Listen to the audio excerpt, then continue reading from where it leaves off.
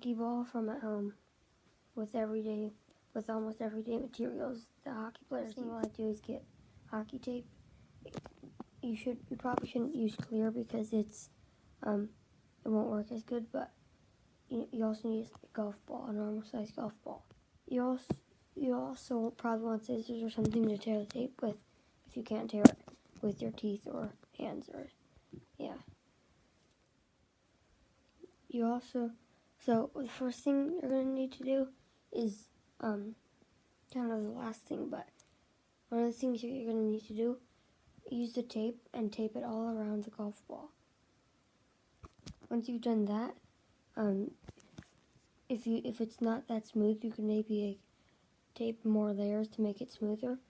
But once you're done with that, the last step is, and this is the most important, to go test it with your stick, your hockey stick.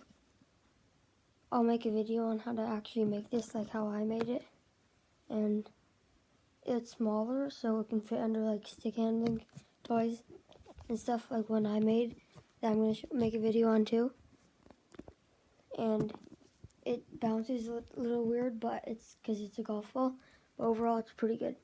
Thank you. I'm going to make a hockey ball from at home with almost everyday materials that hockey players use.